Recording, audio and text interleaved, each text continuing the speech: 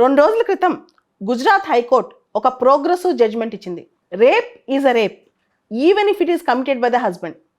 ఒక భార్య పైన భర్త సెక్షువల్ వైలెన్స్ చేస్తే, రేప్ కమిట్ చేస్తే ఆ భర్తకు కూడా శిక్ష ఉంటుందని చెప్పి గుజరాత్ హైకోర్టు ఆ భర్తకి బెయిల్ కూడా నిరాకరించింది. జనరల్గా భారతదేశంలో ఇండియన్ పీనల్ కోడ్ ప్రకారం మన ఐపీసీలో సెక్షన్ 375 ఉంది. దాని ప్రకారం భార్యని భర్త కనుక రేప్ చేస్తే అది రేప్ ప్రొవిజన్స్ కిందకి రాదు, అతనికి పనిష్మెంట్ లేదు, అది క్రైమ్ కాదు భారతదేశంలో. ఇది కలోనియల్ లా, అంటే బ్రిటిష్ వాళ్ళ టైంలో చేసిన చట్టం అనమాట. ఈవెన్ బ్రిటన్లోనే 1991 నుంచి దీన్ని మార్చేశారు. ఈ ఎగ్జామ్షన్ హస్బెండ్ కూడా లేదనమాట, ఈ మినహాయింపు హస్బెండ్ కూడా లేదు. హస్బెండ్ కమిట్ చేసినా అది రేప్ కిందకే వస్తుంది. అయితే ఈ విషయంలో 2022లో ఢిల్లీ హైకోర్టు స్ప్లిట్ జడ్జ్మెంట్ ఇచ్చింది. అంటే ఆ జడ్జిమెంట్లో ఒక జడ్జి ఒకవైపు, ఇంకో జడ్జి ఇంకో వైపు ఉన్నారనమాట. మెయిన్గా ప్రోగ్రెసివ్గా ఆలోచిస్తే కేవలం పెళ్ళైనంత మాత్రాన భర్తకి భార్య పైన పూర్తిగా అధికారం ఉండదు, భార్య అతని ప్రాపర్టీ కాదు, తనకు కూడా లిబర్టీ ఉంటుంది అని చెప్పి. అయితే ఇండియన్ లాస్లో మనం మ్యారిటల్ రేప్ని రేప్గా కన్సిడర్ చేయలేమని చెప్పి ఇంకొక దిశగా మాట్లాడుతున్నారు. అలా స్ప్లిట్ వర్డిక్ట్ వచ్చింది ఢిల్లీ హైకోర్టు జడ్జిమెంట్లో 2022. దీనికి సంబంధించి సుప్రీంకోర్టులో చాలా పిటిషన్స్ పెండింగ్లో ఉన్నాయి. భవిష్యత్తులో ఖచ్చితంగా సుప్రీంకోర్టులో ప్రోగ్రెసివ్ జడ్జిమెంట్ వచ్చే అవకాశం ఉంది.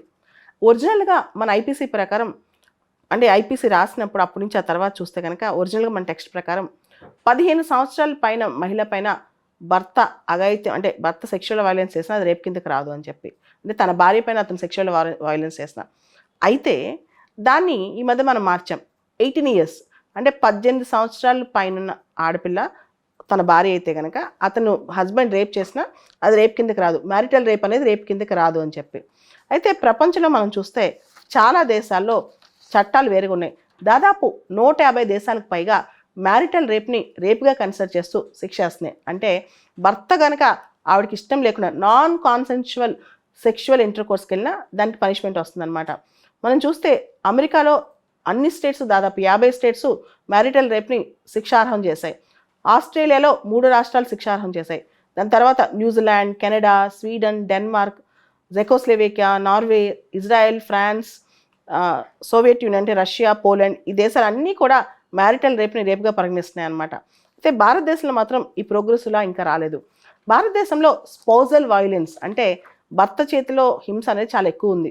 దీనే స్పౌజల్ రేప్ అని కూడా అంటారు, స్పౌజల్ వైలెన్స్ అనమాట.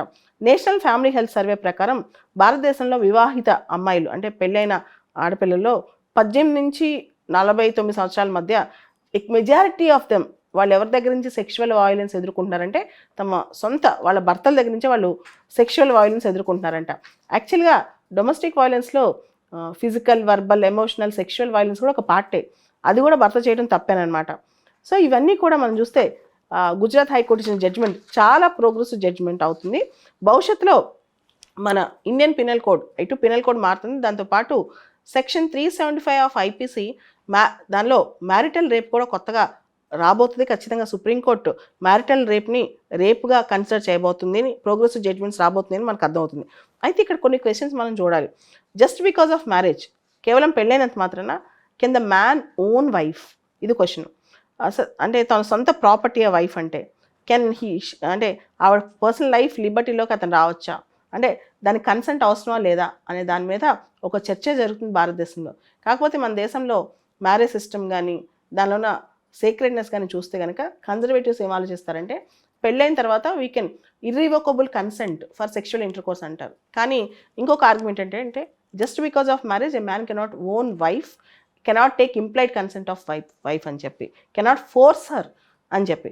సో దీని మీద సుప్రీంకోర్టు త్వరలో జడ్జిమెంట్, ఖచ్చితంగా 1 or 2 yearsలో జడ్జిమెంట్ వస్తుంది, దీని మీద వెయిట్ చేద్దాం.